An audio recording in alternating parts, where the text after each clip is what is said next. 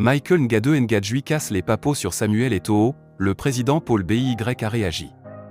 Pour plus d'informations après le générique. Avant de commencer, n'oubliez pas de vous abonner et d'activer la cloche de notification car cela va vous permettre de ne plus manquer à nos prochaines vidéos. C'est parti!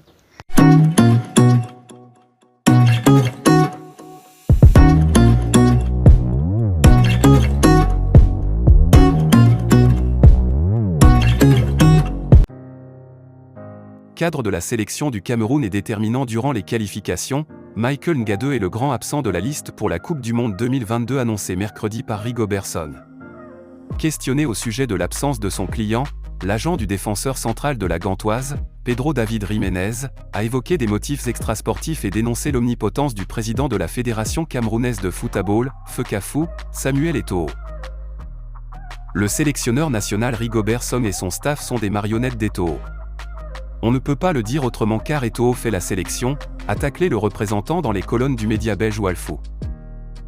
Vous avez remplacé Ngade par Nkoulou, c'est parce que la femme de Nkoulou est la cousine de Samuel Eto'o, a également dénoncé l'ancien international camerounais Mohamedou Idrissou, jamais tendre avec son ex-coéquipier.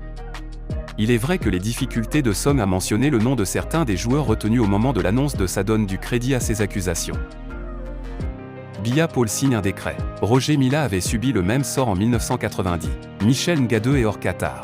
Son ne l'a pas sélectionné. Roger Milla avait subi le même sort en 1990. Le cas Michel Ngade fait toujours couler beaucoup d'encre et de salive. Pour devoir de mémoire, le vieux lion Roger Milla a été également victime de non-convocation en sélection à quelques semaines de la Coupe du Monde 1990. Il a fallu l'intervention musclée du président Paul Biya pour trancher son cas. À quelques jours de la phase finale de la Coupe du Monde Italie 1990, les attaquants de la sélection nationale ne rassuraient pas. C'est alors que la piste Roger Milla est envisagée au plus haut niveau de l'État. Malheureusement, le staff technique des Lions indomptables à l'époque n'avait pas épousé l'idée.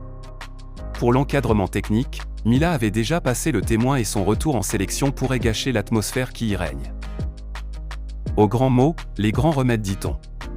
C'est alors que, sur instruction de Paul Biya, une réunion d'urgence a été convoquée le 23 mars 1990 au Palais de l'Unité.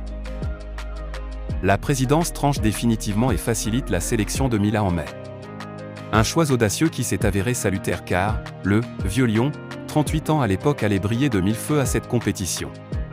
Le numéro 9 inscrit notamment un doublé contre la Roumanie, 2-1, en match de groupe. Puis, un autre doublé en huitième de finale contre la Colombie, 2-1, AP. Si le Cameroun a pu devenir le premier pays africain à disputer un match de quart de finale de Coupe du Monde, c'est grâce à lui, Roger Milla, la bonne pioche du chef de l'État, commande qu'en faut. On se demande si en 2022, Paul Biya en fera aussi autant pour le cas Ngade, toujours sur le carreau. Pour le moment, le président de la République ne s'est pas encore prononcé sur le cas. Mais l'agence qui manage Michel Ngade indique déjà que la FECAFOOT, de par sa décision, a insulté le football mais ils ne pourront jamais toucher ce qu'ils ne pourront jamais atteindre, la sagesse et le respect. Le lion ne meurt jamais, Dieu est grand. Michael Ngade a laissé entendre l'agence WSM Agency.